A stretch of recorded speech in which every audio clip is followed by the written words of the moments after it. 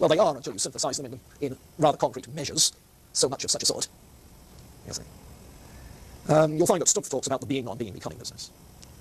And under essence, notice that the initial notion is of a ground of existence. This is a theoretical concept. Being as it is in itself, in its own identity, that's what you're after. In contrast to mere appearance, which is the antithesis. You see. And then you get the concrete actuality. You don't talk simply of substance in the actuality or causal processes, but of reciprocity within an organic whole, the interdependence of things within an organism. Okay.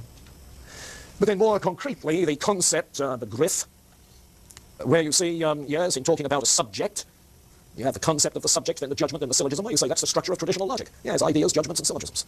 Sure, that's the most abstract way of thinking. It's abstraction. The antithesis is when you don't look at the subject that way, but at objects, if you like, sheer experience, empirically. But you need to bring the rational structures together with the object in order to grasp the idea, the concept. Now, what you have under logic, as I say, is simply sheer categories. Structures of thought. That's all. Structures of thought that apply to reality, unchanging structures.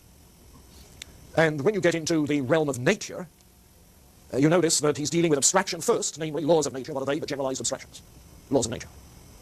Under mechanism, he's thinking of cause-effect mechanisms.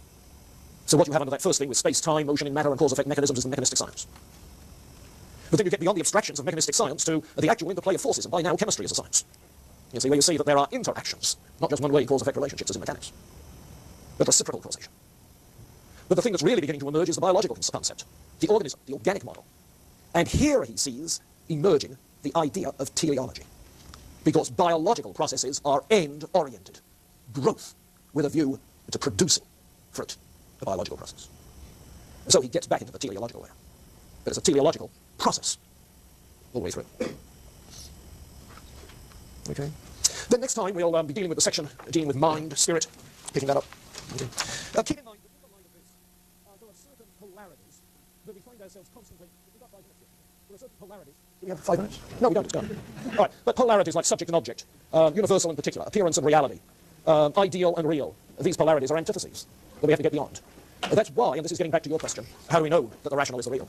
You see, if the difference between appearance and reality is abstraction, then you take immediate appearances as real, in degree. Appearances, that is to say the first appearance of something, the immediate awareness, provides you with an awareness of reality, but with an imperfect conceptualization. And so knowledge is always a matter of degree. Understanding is a matter of degree. Well, isn't that the way it is if you're trying to gain a conceptual understanding of anything? But even though we know in part, we still know the part we know. Which is why in response to most conceptualizations, the evaluation is yes, no. You say yes in this regard, no in some other regards. All right, we'll pick up next time.